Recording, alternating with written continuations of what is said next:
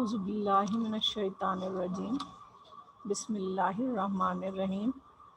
السلام علیکم۔ میں محمدی گرلز سیکنڈری اسکول کی اسلامیات کی ٹیچر مس زہرا آپ سے مخاطب ہوں۔ امید ہے آپ سب خیریت سے ہوں گے۔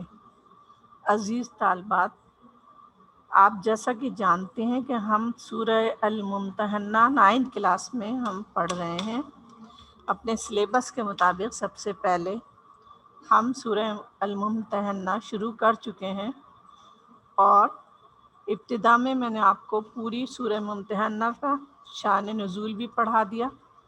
میں نے آپ کو الممتحنہ کے معنی بھی بتا دیے، آپ کو یاد ہوں گے۔ امید ہے کہ آپ یاد رکھیں گی، اور جب آپ ہوم ورک کریں گی تو ان چیزوں کا بہت خیال رکھیں گی۔ الممتحنہ جو ہے پڑھانے سے پہلے تھوڑی سی آپ کو ہدایات دینا ضروری ہے کہ آپ درس کے دوران ہینڈ ریز نہ کریں۔ اپنی درسی کتاب، کاپی اور قلم اپنے سامنے رکھ لیجئے۔ اپنی کتاب کا صفحہ نمبر 82 کھول لیجئے، اور اس میں آپ کو آج ہم نے 10 سے پڑھنا ہے۔ ہم نے آیت نمبر 9 تک ہم نے پڑھ لیا تھا۔ اس کے بعد میں نے 10 اور 11 بھی تھوڑی بہت آپ کو پڑھائی تھی، لیکن آج پھر دوبارہ میں تھوڑا سا آپ کو سمجھانے جا رہی ہوں۔ جو بھی صفحات آپ کے سامنے ہوں ان کا آپ اسکرین شاٹ لے لیں، اور بات بہت توجہ سے سنیں تاکہ آپ آخر میں اس بات کو یاد رکھ سکیں۔ اس کے علاوہ کوئی بات اگر سمجھ نہ آئے اس کو آپ بالکل آخر میں پوچھ سکتے ہیں، اور ایک ہی بات کو بار بار دہرانے سے گریز کیجیے گا۔ اگر آپ توجہ سے ہر بات سنیں گے تو پھر آپ کو ایک ہی سوال بار بار ریپیٹ نہیں کرنا پڑے گا۔ ہوم ورک کے بارے میں بھی میں آپ کو بہت اچھی طرح بتا چکی ہوں، بہت اچھی طرح سمجھا چکی ہوں کہ ہمیں ہوم ورک کیسے کرنا ہے۔ بچے بار بار پھر بھی اس کے بارے میں سوال کر رہے ہوتے ہیں، تو اگر آپ غور سے دیکھیں گی تو آپ کو ہوم ورک جو ہے وہ سمجھ میں آ جائے گا۔ جیسے ہم نے سورت شروع کی تھی سورہ الممتحنہ، تو میں نے آپ کو پہلے ہی اس کا تعارف کروا دیا تھا، اور ممتحنہ کے معنی آپ کو بتایا تھا کہ سورت کی آیت نمبر 10 کے لفظ فامتحنوہن سے لیا گیا ہے، ماخوذ ہے یعنی لیا گیا ہے۔ اور یہاں پر اس کے 2 معنی بتائے گئے ہیں، الممتحنہ اور الممتحنہ۔ ایک ہے زبر کے ساتھ اور دوسرا ہے زیر کے ساتھ۔ الممتحنہ کے 2 معنی، یعنی ایک وہ عورت جس کا امتحان لیا گیا ہو، اور نمبر 2 الممتحنہ، امتحان لینے والی صورت۔ تو اس طرح ہم نے سورہ الممتحنہ شروع کی تھی۔ اس کا شان نزول میں نے آپ کو بتا دیا تھا کہ اس کا شان نزول کیا ہے۔ نبی کریم صلی اللہ علیہ وسلم نے جب مکے پر چڑھائی کرنا چاہی تھی، کس وجہ سے؟ کہ جب کافروں نے صلح حدیبیہ کی خلاف ورزی کی تھی، تو نبی کریم صلی اللہ علیہ وسلم مکے پر حملہ کرنے جا رہے تھے، اور ایک صحابی حاطب بن نبی بلتا جو تھے، ان کے اپنے خاندان کی حفاظت کی خاطر انہوں نے خط جو تھا وہ پہنچانے کی کوشش کی تھی۔ ایک عورت جو مکے سے جا رہی تھی اسے دے دیا تھا، اور پھر اللہ تعالیٰ نے اس بات سے نبی کریم صلی اللہ علیہ وسلم کو آگاہ کر دیا، وحی کر دیا آپ پر۔ تو نبی کریم صلی اللہ علیہ وسلم نے صحابہ کرام کو بھیج کر وہ خط نکلوایا اور ان سے جواب طلب کیا۔ حضرت حاطب نے فرمایا کہ یا رسول اللہ، میں مرتد نہیں ہو گیا، نہ میں کافر ہو گیا ہوں، بلکہ میرے گھر والے کیونکہ مکے میں موجود ہیں اور میرا کوئی ان کی حفاظت کرنے والا نہیں ہے، اس لیے میں نے مکے کے سرداروں کو اطلاع دینی چاہی تھی تاکہ وہ میرا خیال کریں اور میرے گھر والوں کو پر کوئی ظلم نہ کریں۔ تو یہ سارا اس کا شان نزول بتایا تھا، اور اس وجہ سے اللہ تعالیٰ نے یہ آیات نازل کی اور مسلمانوں کو، مومنوں کو حکم دیا کہ تم ان کو اپنا دوست نہ بناؤ۔ یہ ہم نے آیت نمبر 1 سے لے کر 6 تک پڑھا تھا۔ اللہ تعالیٰ جہاں فرما رہا ہے، مومنوں اگر تم میری راہ میں لڑنے اور میری خوشنودی طلب کرنے نکلے ہو تو میرے اور اپنے دشمنوں کو دوست مت بناؤ۔ تو یہ بات کیوں کی گئی تھی؟ تم تو ان کو دوستی کے پیغام بھیجتے ہو اور وہ تمہارے پاس جو ہے اس سے منکر ہیں، جو یعنی اللہ تعالیٰ فرما رہا ہے کہ وہ تو ایمان نہیں لائے، تمہیں اذیت دیتے ہیں، تکلیف پہنچاتے ہیں، تمہیں گھر سے نکالا، مکے سے نکالا، لیکن تم انہیں پوشیدہ پیغام بھیج رہے ہو. یہ جو ہے اللہ تعالیٰ منع فرما رہا ہے. اور اللہ تعالیٰ فرما رہا ہے کہ اگر وہ تم پر طاقت پالیں، قدرت پالیں، تو وہ تمہارے دشمن ہو جائیں گے اور تمہارے زبانیں بھی چلائیں گے، ہاتھ بھی چلائیں گے. اور یہ جو تم رشتہ داروں کے لیے پیغام بھیج رہے ہو، تو اللہ تعالیٰ فرما رہا ہے سورہ ممتحنہ میں آیت نمبر 77 کہ قیامت کے دن نہ تمہارے رشتے کام آئیں گے اور نہ تمہاری اولاد کام آئے گی، اور تم جو کچھ کر رہے ہو چھپ کر، وہ اللہ تعالیٰ جو ہے وہ دیکھ رہا ہے. پھر حضرت ابراہیم علیہ السلام کی دعا تھی، مثال بنا کر بتایا گیا کہ ابراہیم علیہ السلام نے اپنے گھر والوں کو چھوڑ دیا تھا، اور اے مومنو، اللہ تعالیٰ فرما رہا ہے تم بھی وہ راستہ اختیار کرو. تو اب ہم پڑھیں گے آیت نمبر 7 سے 13 تک جو ہم پڑھ چکے ہیں. تھوڑا سا اس کو ہم دہراتے ہیں. یہاں پر اللہ تعالیٰ صفحہ نمبر 80 پر دیکھیے کہ اللہ تعالیٰ ترجمے میں کیا فرما رہا ہے. یہ ہم نے 9 تک پڑھ لیا تھا، بلکہ 10 تک پڑھ لیا تھا ہم نے. یہ کہ اللہ تعالیٰ فرما رہا ہے کہ اللہ تعالیٰ عجب نہیں کہ تم میں اور ان میں دوستی پیدا کر، دشمنی جن سے تم رکھتے ہو دوستی پیدا کر دے. اور اللہ تعالیٰ تو ہر شے پر قادر ہے، وہ بخشنے والا مہربان ہے. تو یہاں پر اللہ تعالیٰ 2 قسم کے لوگوں کی بات کر رہا ہے کہ یہاں پر 2 قسم کے لوگ ہیں. ایک وہ کافر ہیں جو تم سے جنگ کرتے ہیں، اور دوسرے وہ کافر ہیں جو تم سے کبھی بھی انہوں نے کوئی جنگ نہیں کی، نہ تم کو تمہارے گھروں سے نکالا، نہ تمہارے جو جنگ کر رہے ہیں ان کی مدد کی. تو 2 قسم کے کافر بتائے گئے ہیں. اللہ تعالیٰ فرما رہا ہے کہ ایک وہ جو کافر ہیں جو تم سے جنگ کرتے ہیں، ان سے اللہ تعالیٰ منع کر رہا ہے دوستی کرنے کو. اور جو تم سے جنگ نہیں کرتے اور جو تم یعنی کسی کی مدد بھی نہیں کرتے، تو اللہ تعالیٰ تم کو ان لوگوں سے دوستی کرنے سے منع نہیں کرتا. اور اللہ تعالیٰ تو انصاف کرنے والا ہے. تو یہ ہم نے آیت 9 تک پڑھا تھا. اس کے بعد نبی کریم صلی اللہ علیہ وسلم کو جو ہدایات دی گئی ہیں صفحہ نمبر 81 پر دیکھیے. مومنوں، جب تمہارے پاس مومن عورتیں وطن چھوڑ کر آئیں تو ان کی آزمائش کر لو، اور خدا ان کے ایمان کو خوب جانتا ہے. یعنی جب فتح مکہ کے بعد عورتیں جو تھیں وہ آنے لگی تھیں ایمان لا کر، اور ان کے شوہر جو تھے اگر انہوں نے کافر رہ گئے تھے، یا نبی کریم صلی اللہ علیہ وسلم کے مومنوں کے پاس، مسلمانوں کے پاس جو عورتیں تھیں وہ واپس جانے لگی تھیں، تو اللہ تعالیٰ ان کے بارے میں فرما رہا ہے کہ مومنوں، اگر تمہارے پاس مومن عورتیں وطن چھوڑ کر آئیں تو ان کی آزمائش کر لو، اور خدا ان کے ایمان کو خوب جانتا ہے. سو اگر تم کو معلوم ہو کہ مومن ہے تو کفار کے پاس واپس نہ بھیجو، کہ نہ یہ ان کو حلال ہے اور نہ وہ ان کو جائز. اور پھر اللہ تعالیٰ حکم دے رہا ہے کہ جو کچھ ان پر تم نے خرچ کیا ہے وہ ان کو واپس دے دو، اور تم پر کچھ گناہ نہیں ہے کہ ان عورتوں کو مہر دے کر ان سے نکاح، یعنی جو عورتیں واپس آئیں مسلمان ہو کر کافروں کے پاس سے، اللہ تعالیٰ فرما رہا ہے تم انہیں مہر دے کر ان سے نکاح کر لو. اور کافر عورتوں کی ناموس کو قبضے میں، یعنی اگر کافر عورتیں ہیں اور وہ یہیں پر رہ گئی ہیں مدینے میں تو انہیں واپس کر دو. ناموس یعنی وہ ان کی عزت ہے، انہیں واپس کر دو. اور جو تم نے ان پر خرچ کیا ہو، یعنی جو پہلے تم نے ان پر خرچ کیا وہ انہیں واپس کر دو. تو اس طرح اللہ تعالیٰ جو ہے وہ فیصلہ کر رہا ہے، اور یہ اللہ تعالیٰ فرماتا ہے کہ یہ اللہ کا حکم ہے. اب ہم دیکھیں گے آیت نمبر 11 میں، وَإِنْ فَاتَكُمْ شَيْءٌ مِّنْ أَزْوَاجِكُمْ إِلَى الْكُفَّارِ فَعَاقَبْتُمْ فَآتُوا الَّذِينَ ذَهَبَتْ أَزْوَاجُهُمْ مِثْلَ مَا أَنفَقُوا. یہاں پر صفحہ نمبر 82 پہ دیکھیے جو آیات ہیں اس کا ترجمہ ہے.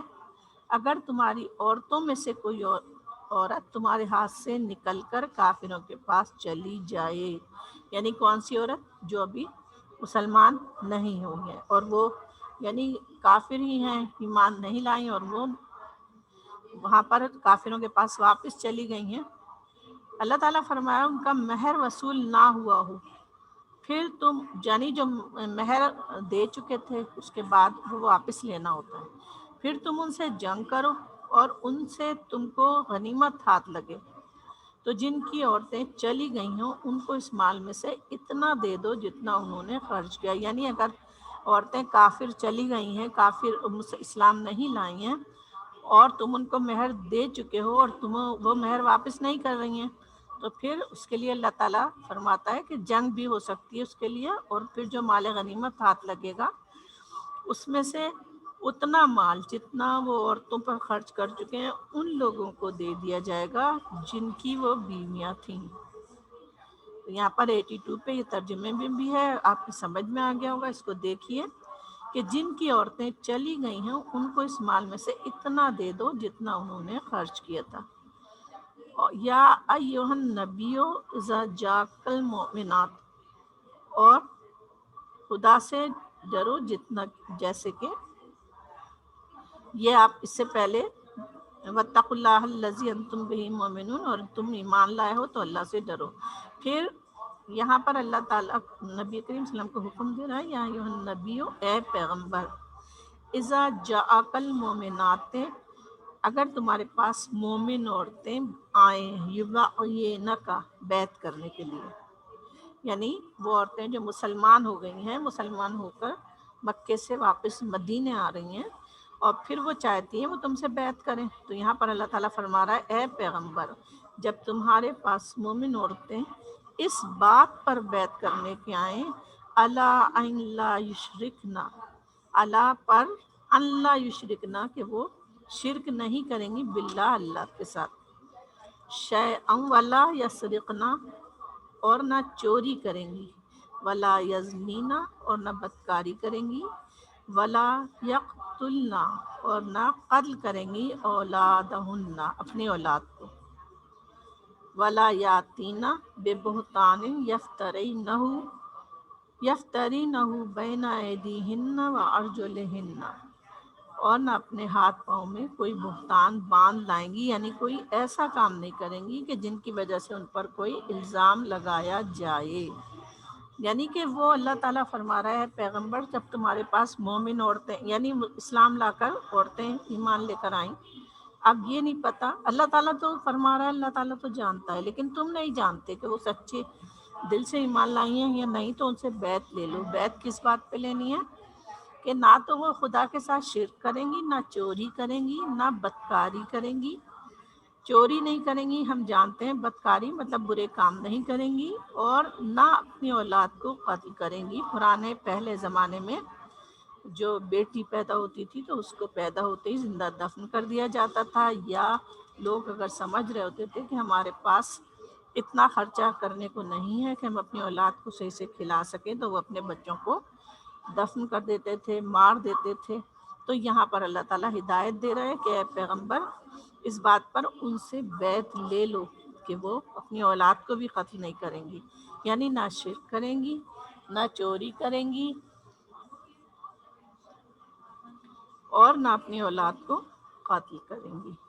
اس کے بعد یہاں پر کہا جا رہا ہے وَلَا يَأْتِينَ بِبُهْتَانٍ يَفْتَرَيْنَهُ، یعنی اور نہ کوئی بہتان اپنے ہاتھ پاؤں میں باندھ، یعنی کوئی ایسا کام نہیں کریں گی کہ ان پر کوئی الزام لگایا جا سکے، بین ایدیہن وارجلہن، ولا یعصینک فی معروف فبایعہن واستغفر لہن اللہ، اور نہ نیک کاموں میں تمہاری نافرمانی کریں گی، فبایعہن، تو ان سے بیعت لے لو، واستغفر لہن، اور بخشش مانگو، استغفار اللہ تعالیٰ سے ان کے لیے معافی مانگو، ان اللہ غفور الرحیم، بے شک خدا بخشنے والا مہربان ہے۔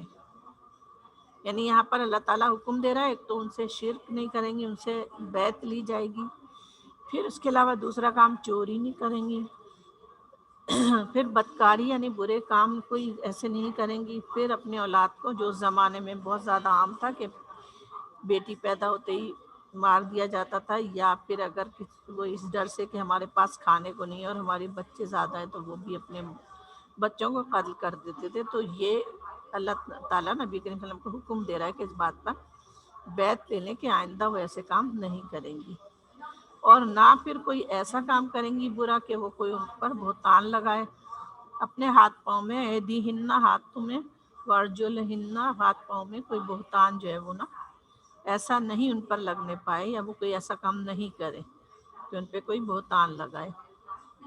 یعنی بہتان الزام لگائے کوئی برا کام کرنے کے لیے. ولا یاسین کا فی معروف، اور تمہاری نیک کاموں میں تمہاری اور نہ نیک کاموں میں تمہاری لا مانے نہیں، اور مانے وا مانے اور، لا مانے نہیں، اور نہ تمہاری نافرمانی کریں گی نیک کاموں میں. فبائی ہننا، بس اس بات پر بھی ان سے بیعت لی جائے. وستغفر لہن، اور اللہ تعالیٰ فرما رہا ہے وستغفر لہن اللہ، اور ان سے خدا کے لیے بخشش مانگو، یعنی اللہ تعالیٰ سے ان کے لیے استغفار کرو، توبہ کرو، ان کے لیے دعا کرو، اللہ تعالیٰ انہیں بخش دے.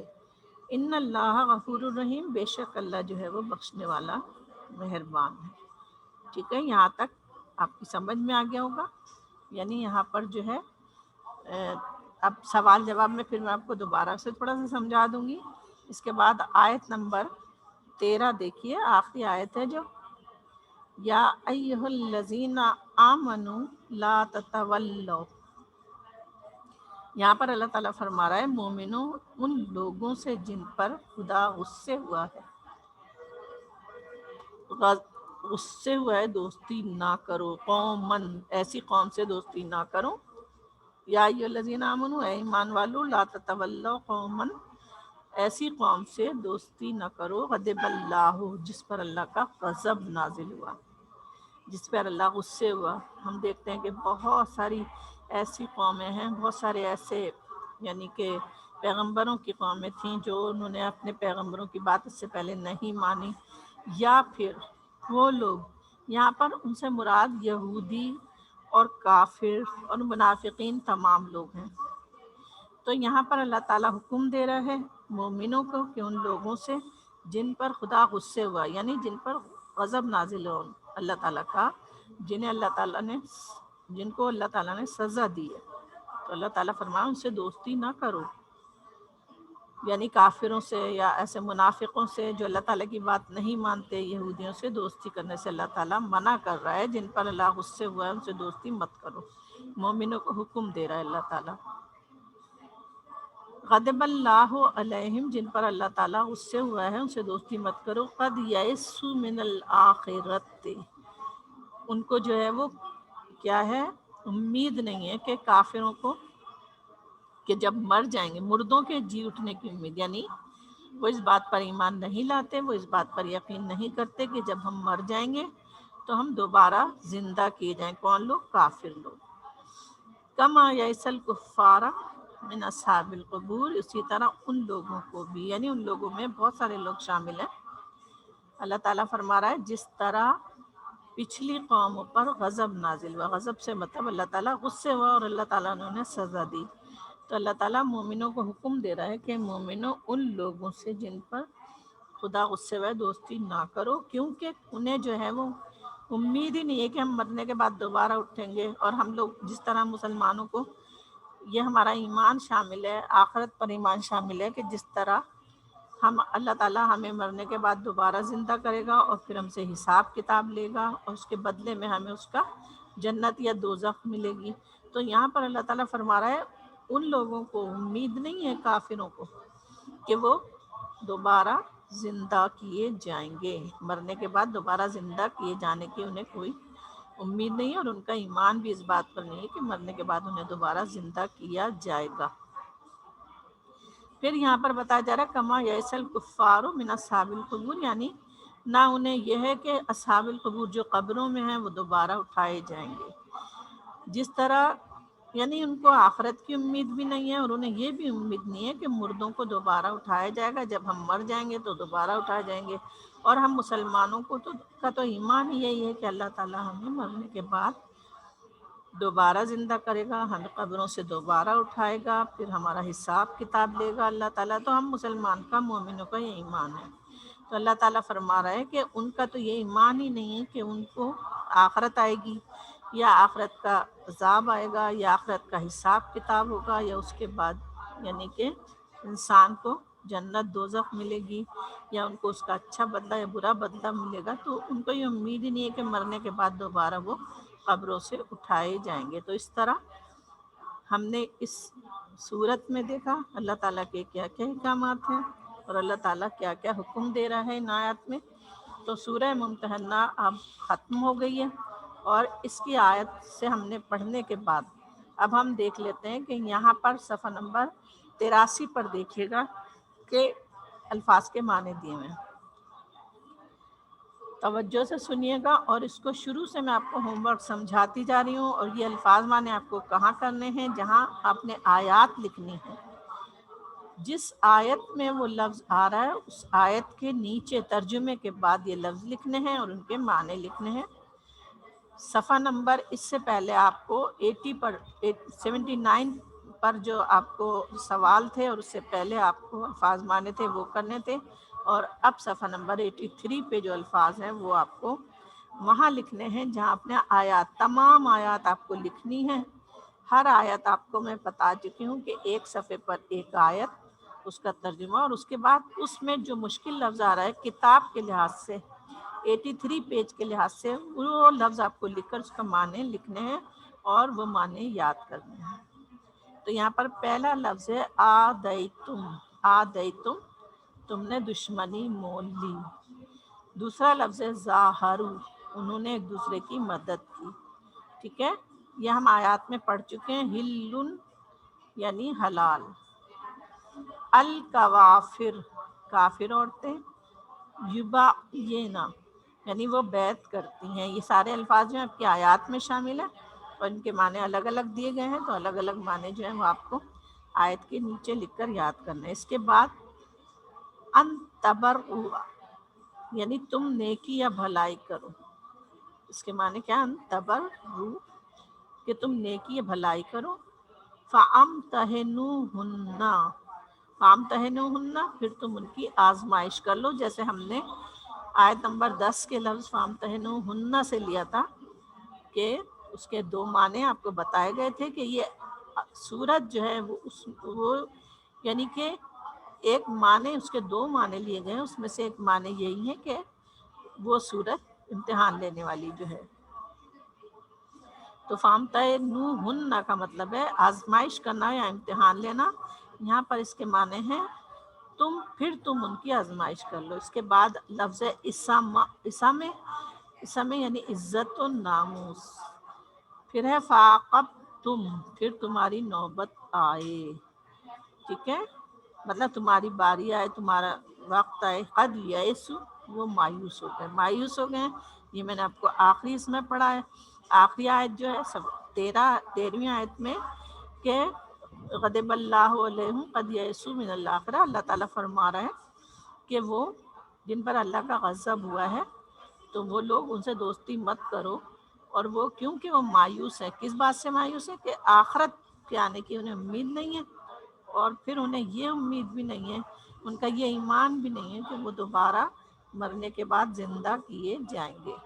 تو اس طرح سے یہ ہمارے الفاظ معنی ہو گئے، اور اب آپ دیکھیں اس کے نیچے آپ کو سوال دیے ہوئے ہیں۔ سوال کے جواب جو ہیں تھوڑا سا آپ سمجھ لیں تاکہ آپ کو کاپیوں میں کرنے میں آسانی ہو۔ شروع میں بھی میں نے آپ کو بتایا تھا کہ پہلے ہم جو ہیں آیات لکھیں گے، ہر آیت کا ترجمہ لکھیں گے، اس کے الفاظ معنی لکھیں گے، پھر ہم آپ کو جو شان نزول بتایا تھا اس کا اسکرین شاٹ لینے کے لیے بتایا تھا، وہ شان نزول لکھیں گے۔ اس کے بعد ہم سوال جواب کریں گے۔ پہلے 1 سے لے کر 6 جو آیات ہیں ان کے سوال جواب کرنے ہیں، اور پھر اس کے بعد دوسری جو 7 سے لے کر 13 تک ہیں ان کے سوال جواب کرنے ہیں۔ تو صفحہ نمبر 79 پہ جو سوال ہیں ان کے میں نے آپ کو اچھی طرح سمجھا دیا تھا۔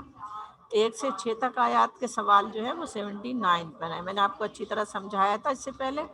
اور اب جو 7 سے 13 تک آیات ہیں وہ پیج نمبر 83 پہ ان کے سوال موجود ہیں، تو پیج نمبر 83 پہ آپ وہ سوال دیکھیے۔ تو اس میں سب سے پہلا سوال تھوڑا سا میں آپ کو سمجھا دیتی ہوں کہ آپ کو کیسے ان آیات کی روشنی میں بتائیے کہ اللہ تعالیٰ نے کس طرح کے کفار کے ساتھ عدل و احسان کی اجازت دی ہے۔ ان آیات کون سی آیت؟ جو سورہ ممتحنہ کی آیت ہیں جو ہم نے ابھی پڑھی ہیں، اس میں اللہ تعالیٰ فرما رہا ہے، اس میں آپ کو پہلے بھی سمجھایا میں نے اور ابھی بھی بتا رہی ہوں کہ وہ آیات کون سی تھیں۔ وہ آیات جن میں اللہ تعالیٰ فرما رہا ہے کہ تمام کفار ایک قسم کے نہیں تھے، ان میں دو قسم کے گروہ تھے۔ ایک گروہ جو دین اسلام کا مخالف تھا، دشمنی کرتا تھا، ظلم و ستم کرتا تھا، تو ان سے یہ عدل و احسان کی اجازت نہیں ہے، لیکن دوسرا گروہ وہ تھا جو مسلمانوں پر ظلم نہیں کرتا تھا، نہ کفار کا ساتھ دیتا تھا۔ اللہ تعالیٰ ان کے ساتھ عدل و احسان کرنے کی اجازت دے رہا ہے۔ آپ جیسے آیت میں دیکھیں گی کہ جن لوگوں نے تم سے دین کے بارے میں جنگ نہیں کی اور نہ تم کو تمہارے گھروں سے نکالا، ان کے ساتھ بھلائی اور انصاف کا سلوک کرنے سے اللہ تم کو منع نہیں کرتا، اللہ تو انصاف کرنے والوں کو دوست رکھتا ہے۔ تو یہ پہلے سوال کا جواب حوالے آیت کے ساتھ دینا ہے کہ اللہ تعالیٰ کس طرح کے کفار کے ساتھ عدل و احسان کی اجازت دے رہا ہے۔ دوسرا سوال ہے اللہ تعالیٰ نے ہجرت کر کے آنے والی مومن عورتوں کے بارے میں اہل ایمان کو کیا تلقین فرمائی۔ یہ تو میں نے آپ کو یہ بھی آیت میں، اس میں آیت کا حوالہ دیں گے آپ، آیت کا حوالہ دینے کے بعد، اور میں نے اس دن بھی آپ کو اچھی طرح سمجھایا تھا، آیت کا حوالہ دینے کے بعد آپ بتائیں گے کہ اگر ان کی یعنی کہ وہ جو عورتیں ہجرت کر کے آئیں تو اللہ تعالیٰ فرما رہا ہے ان کا امتحان لے لو، تو آپ اس میں سے لیں گے، آیات میں سے لیں گے۔ اور یہ آیت آپ کا صفحہ نمبر 81 پہ دیکھیے، یا ایھا الذین آمنو، مومنو جب تمہارے پاس اور مومن عورتیں وطن چھوڑ کر آئیں تو ان کی آزمائش کر لو۔ یہ آپ آیت کا حوالہ دے کر اس کا جواب تھوڑا سا اپنے طور پر اس کی وضاحت کرنا ہے آپ کو۔ سوال نمبر 3 ہے، نبی کریم صلی اللہ علیہ وسلم کو مومن عورتوں سے کن باتوں پر بیعت لینے کے لیے کہا گیا ہے؟